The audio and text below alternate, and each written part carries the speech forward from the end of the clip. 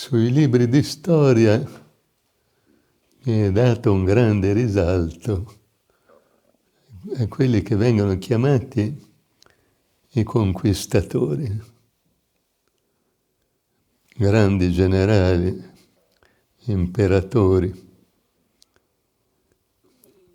come per esempio Alessandro Magno, Giulio Cesare, Carlo Magno, Napoleone.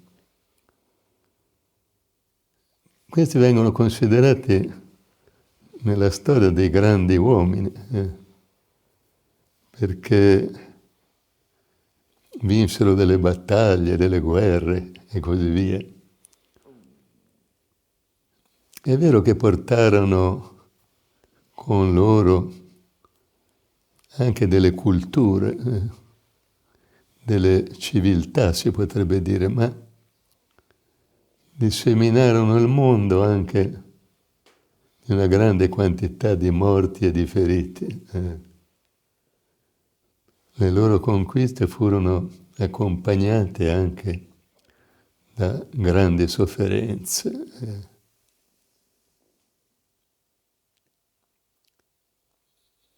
Per i maestri dello spirito la grandezza naturalmente è un'altra. Direi, si potrebbe dire, è quasi l'opposto. Quando immaginiamo questi grandi conquistatori li vediamo che indossano delle corazze, brandiscono delle spade, sono a cavallo alla testa dei loro potenti eserciti. Quando invece immaginiamo un uomo veramente saggio, un grande maestro dello spirito, allora vediamo un uomo sorridente, tranquillo, beato, che insegna agli uomini come amarsi, come aiutarsi l'un l'altro. Così il vero saggio a che cosa viene paragonato? Innanzitutto viene paragonato e descritto come una canna che si piega al vento. Quando c'è tempesta, i grandi alberi oppongono resistenza e vengono sradicati. A volte ci sono delle immagini degli uragani, alberi che vengono sradicati. Invece la canna si piega docilmente e resiste anche ai venti più forti. Quindi il saggio paragonato appunto a una canna che si piega in qualunque direzione soffi il vento. Poi che cosa è paragonato anche? Il saggio è paragonato a una sfera. Tutti gli esseri umani vorrebbero andare in una sola direzione, la direzione dei loro desideri.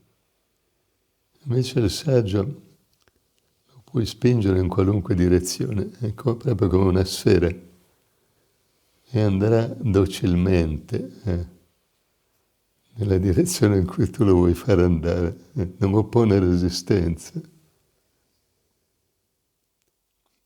Poi viene paragonato anche a un'altra cosa, che è l'origine stessa della vita sulla terra, all'acqua. L'acqua prende la forma di qualunque recipiente nel quale lo metta, o nel qualunque letto di un fiume nel quale essa scorre. Docilmente assume appunto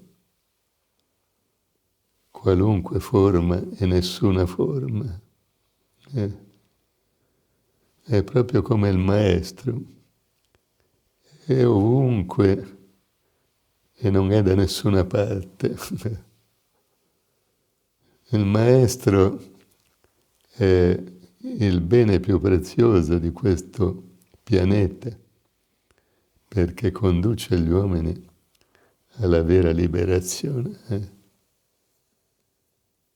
Ieri era la festa della liberazione, ma quanti liberati autentici sono in questo mondo? Il maestro e i suoi pochi discepoli che hanno trovato la via che conduce all'autentica liberazione.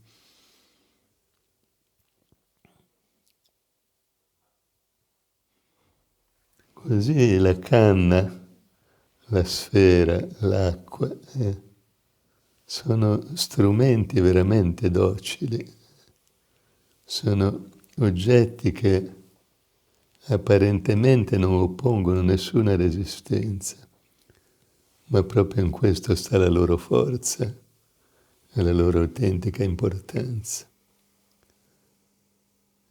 Così diceva il Cristo, se uno vuole discutere con te per portarti via la tonaca, dagli anche il mantello. Perché i saggi, no? Maestri dello spirito, appaiono così docili? Perché appaiono docili per le cose del mondo, verso i beni dello spirito, verso i beni deperibili, ma sono invece molto ligi, estremamente rigidi quando si parla dei beni dello spirito. Da una parte ci sono oggetti transitori, deperibili, ai quali i saggi non interessano solo come mezzi per vivere una vita adeguata nel mondo fisico, ma non come fini. Il loro fine sono i beni eterni, i beni non deperibili, i beni dello spirito. Per cui sono completamente docili verso i casi di questo mondo che vanno, vengono, si manifestano, scompaiono, ma la loro disciplina è veramente completa, stabilita, immutabile attraverso il tempo. Così i maestri possono usare linguaggi diversi, no? Forme di espressione diverse, ma il loro messaggio è eterno, è sempre identico, perché essi parlano della divinità, che è una che non ha opposti, che è immutabile attraverso il tempo. Così anche lo spirito umano, che è della stessa essenza di Dio, e quindi è uno studio, lo spirito umano, non mutabile attraverso il tempo. Ma c'è una cosa da dire molto importante. Quando i maestri e i loro discepoli sono diventati padroni della disciplina spirituale, sono padroni dell'intero mondo. Chi ha conquistato la propria mente, diceva Guru Nanak, diventa padrone del mondo. Per questo il Cristo diceva, cercate prima il regno di Dio e la sua giustizia. Tutte le altre cose vi saranno date in aggiunta. Se noi guardiamo agli ultimi grandi maestri dello spirito, cominciamo da Jaimal Singh. che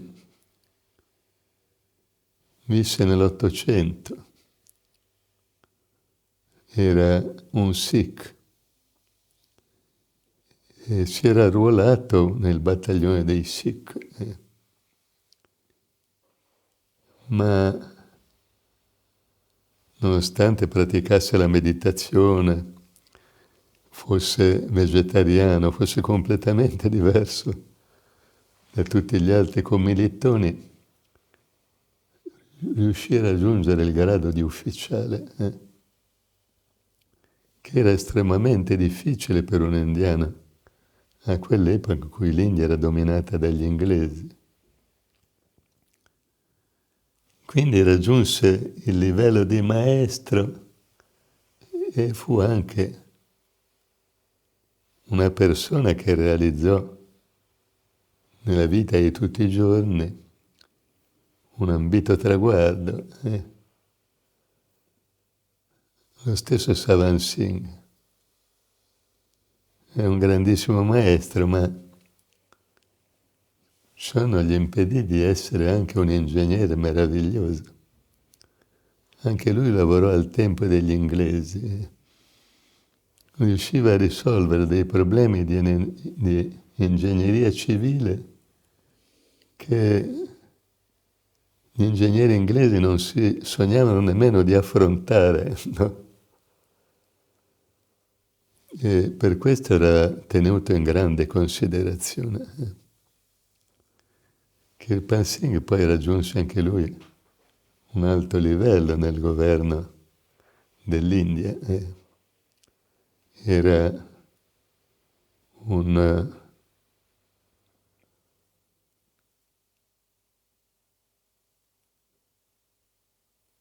grande ufficiale, appunto, nell'ordinamento indiano di quell'epoca, raggiunse un elevato livello. Quindi la morale qual è? Che mentre gli uomini di questo mondo si danno da fare, no?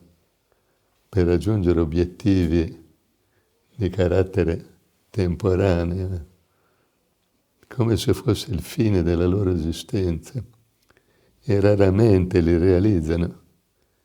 Invece questi grandi maestri non solo vissero felicemente, no? Realizzarono una pace, armonia, gioia nella loro vita e quella di un grande numero di discepoli. Nel medesimo tempo superarono addirittura moltissimi degli uomini che si impegnarono invece senza avere una disciplina spirituale negli ottenimenti di questo mondo.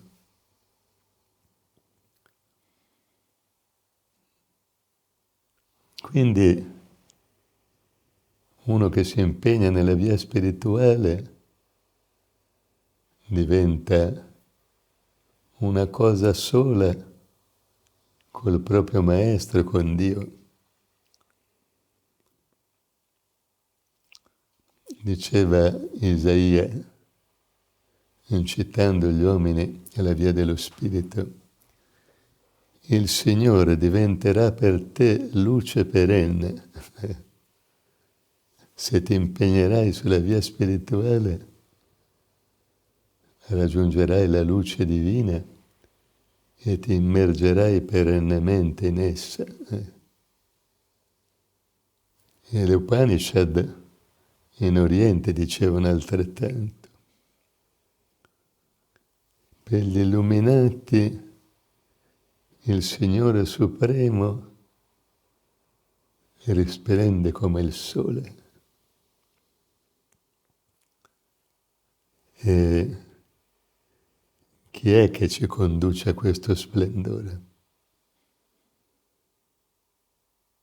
È il Maestro dello Spirito. Il Maestro ha realizzato l'unione con la luce perenne e ci insegna la via che conduce alla la realizzazione di questa meta. Fin dall'inizio della via dello spirito, un autentico discepolo ha un'esperienza del maestro,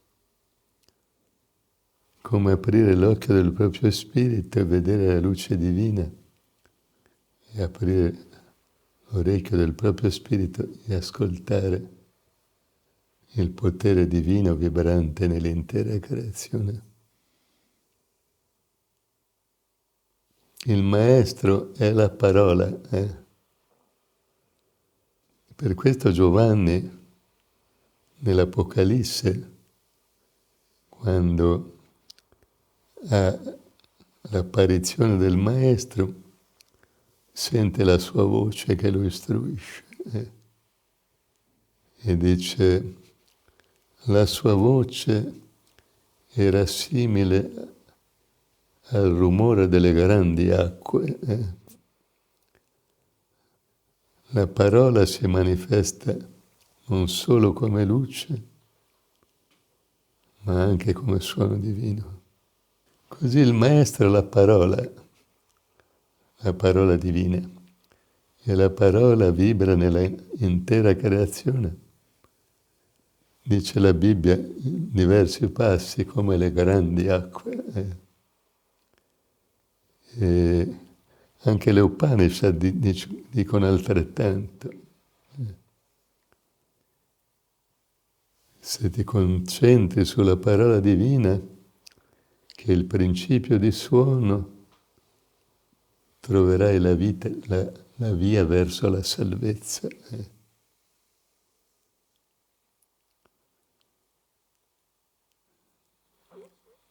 Così il maestro che ha la parola ci dà questa meravigliosa via, la via della luce e del suono celestiale. Mentre dei grandi conquistatori di una volta non rimangono più gli imperi che essi erano riusciti con molta fatica e con sanguinose battaglie a raccogliere insieme, mentre questi imperi sono scomparsi, la parola del Maestro rimane in eterno. La via è immutabile attraverso il tempo. Così, cosa diceva Nanak? Diceva che se non ci fosse il Maestro, ci sarebbero in questo mondo soltanto le tenebre più fitte. È grazie al Maestro che si raggiunge la luce divina e si è liberati. Si raggiunge la vera liberazione.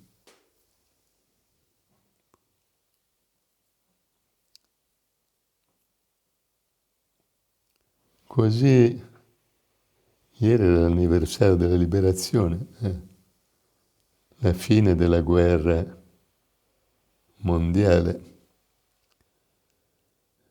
Gli uomini tornavano a respirare un ambiente di pace apparente, ma non avevano purtroppo la pace dentro di loro, per cui il mondo è ancora oggi pieno di guerre, no?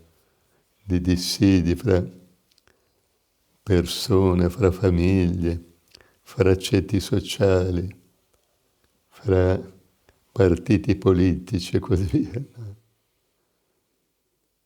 La parola del Maestro invece, la sua luce, la sua armonia divina che vibra nell'intero cosmo, viene a portare la pace, viene a portare la gioia, la beatitudine. Chi medita ogni giorno sulla luce, sul suono divino, si immerge in uno stato di tranquillità totale, beve energia divina al grande serbatoio della parola vibrante e splendente nell'intera creazione. Mentre i recipienti, no, che contengono il liquore di questo mondo, le bottiglie, le damigiane, le botti, si esauriscono, il serbatoio della beatitudine divina non si esaurisce mai.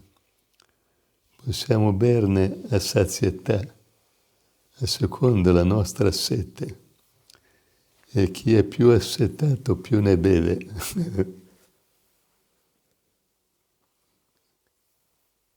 E questo nettare dispensato dal Maestro ha anche un'altra caratteristica. È dato in modo completamente gratuito. Il Maestro non chiede nulla per i propri insegnamenti, mentre i liquori di questo mondo hanno un costo veramente notevole. Se voi andate in un bar, vedete, vi sedete, no? Poi prendete la lista. C'è la lista di tutti questi liquori, whisky, cognac e così via, vodka, vermouth, hanno un costo veramente enorme. Una piccola porzione può costare 10-15 euro. Invece di questo liquore che dispensa il Maestro, potete berne a sazietà, senza pagare un centesimo. Il Maestro vi chiede soltanto una cosa, di impegnarvi sulla via divina in base ai principi di saggezza che Lui insegna. Ma questi principi cos'hanno?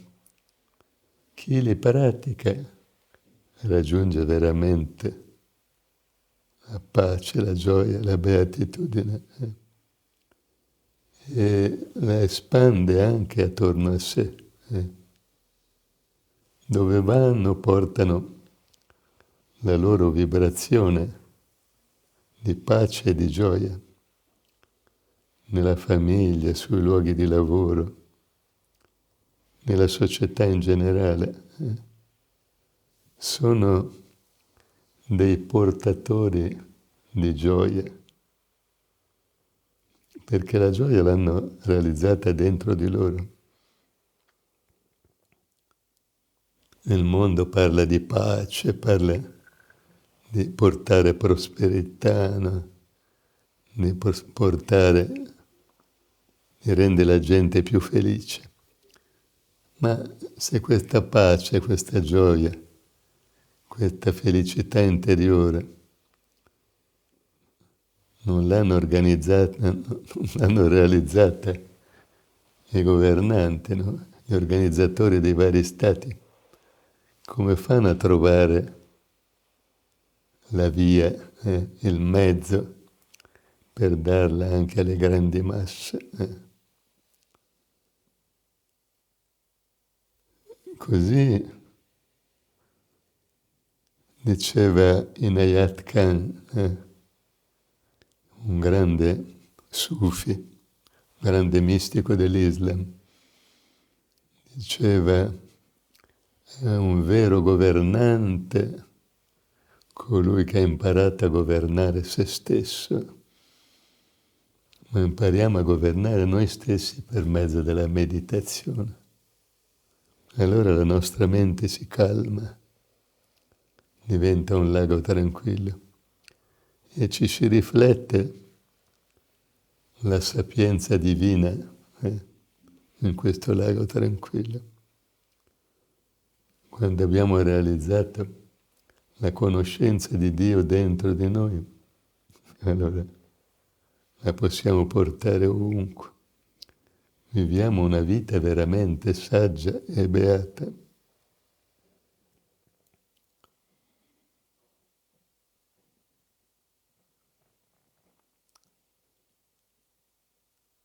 Una volta c'era un uomo che attraverso tante vicissitudini, le vicissitudini a volte avverse di questa esistenza, era stato condannato a morte. Ecco che la vigilia del giorno dell'esecuzione era nella cosiddetta cella della morte, da cui si esce solo per andare al supplizio. Ecco che ricevette alcuni regali da amici che non si erano dimenticati di lui. Ricevette un pacchetto di dolciumi e un libro. Aprì il pacchetto di dolciumi e lo mangiò, lo divorò. Almeno in questo ultimo giorno di vita una qualche dolcezza. E poi prese in mano il libro, guardò il titolo, e il libro si intitolava L'arte di vivere felici. Disse questo condannato a morte: se questo libro l'avessi ricevuto molti anni fa, forse la mia vita sarebbe cambiata. Ma ormai è troppo tardi, a cosa mi serve un libro del genere? Lo posò in un angolo sconsolato. Così il maestro ci dà il libro che conduce alla salvezza. La vera morte non è quella del corpo, è la morte del nostro spirito. Il maestro invece ci insegna come realizzare l'autentica vita, la vita del nostro spirito. Così potremmo anche per errore essere condannati alla morte, no? Ma la morte del nostro corpo non è assolutamente nulla paragonata alla morte del nostro spirito. Nel mondo ci sono 7 miliardi di persone che sono come morte, non sono mai nate alla vita dello spirito. Il maestro viene appunto per darci questa vita veramente preziosa, la vita che non cessa mai, ci dà l'eternità.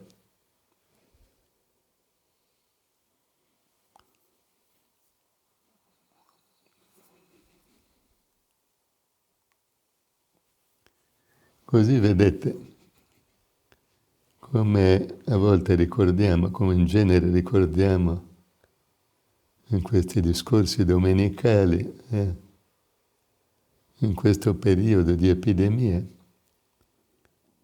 gli uomini hanno una grande paura della morte. E i governanti hanno tutti chiuso in casa per cercare di evitarla o di diminuirne la minaccia. No? Questo naturalmente è una cosa saggia, ma la gente dovrebbe avere timore e paura di un'altra morte, la morte dello spirito. Così questa epidemia va calando e va diminuendo. C'è stato un premio Nobel che ha detto: questo virus è stato molto probabilmente creato dall'uomo, con qualche esperimento che non è riuscito. Naturalmente la parola di questo premio Nobel. Quindi questo virus, non essendo stato creato dalla natura, così come è nato scomparirà anche rapidamente, non se ne parlerà più. Questo è quello che lui sostiene. Naturalmente è un rapidamente inteso con le epoche della natura,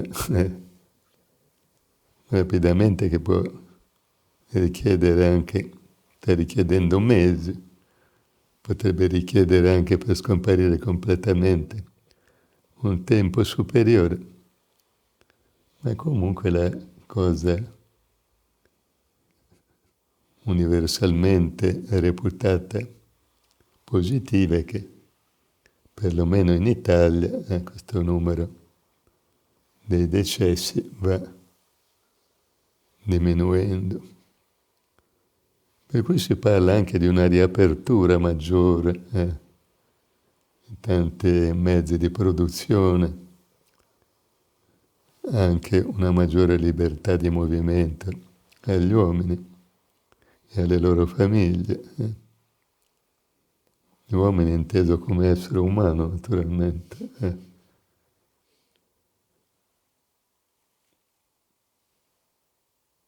Purtroppo però non faremo a tempo a fare l'incontro di maggio, sarà ancora troppo presto.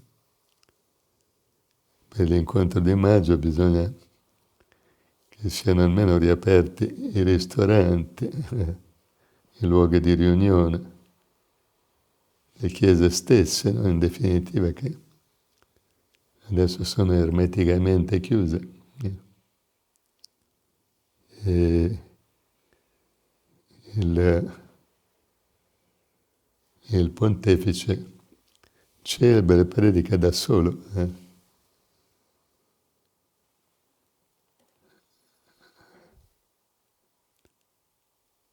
Anche se con i mezzi, ovviamente, che esistono al giorno d'oggi, può farsi sentire, farsi vedere.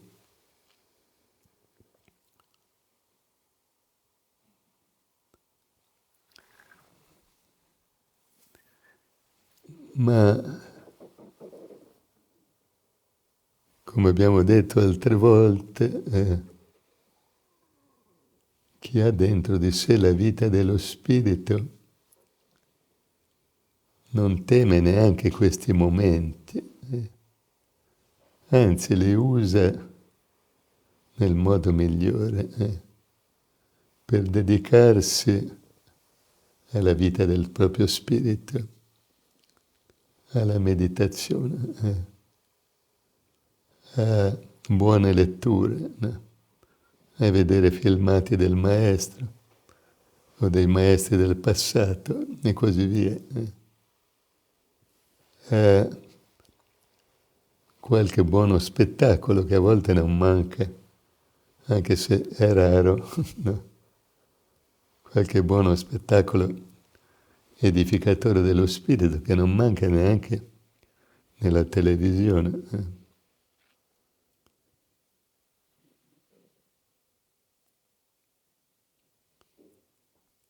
Così, in questa attesa di poter anche essere più liberi di una vita di relazione, i discepoli del Maestro godono di questa prerogativa speciale, poter progredire in quella che per loro è la cosa più importante, lo scopo dell'esistenza, diventare sempre di più una sola cosa con la divinità, progredire nell'amore, nella gioia, nella beatitudine e soprattutto nella conoscenza. Più conosciamo Dio e più sviluppiamo le sue caratteristiche e quindi la nostra vita diventa veramente una vita beata. Quindi auguro a tutti gli esseri umani di poter vedere presto la fine di questa calamità e a tutti i discepoli di poterci incontrare il prima possibile per proseguire anche insieme fisicamente questa meravigliosa strada che i grandi maestri Jaimal Singh, Savan Singh e Kirpal Singh, eredi dei grandi maestri del passato, come Cristo, Kabir, Nanak, ci hanno lasciato. Percorrendo questa strada, nessuna calamità ci potrà spaventare o impressionare, perché avremo su di noi la luce e l'armonia stessa della divinità.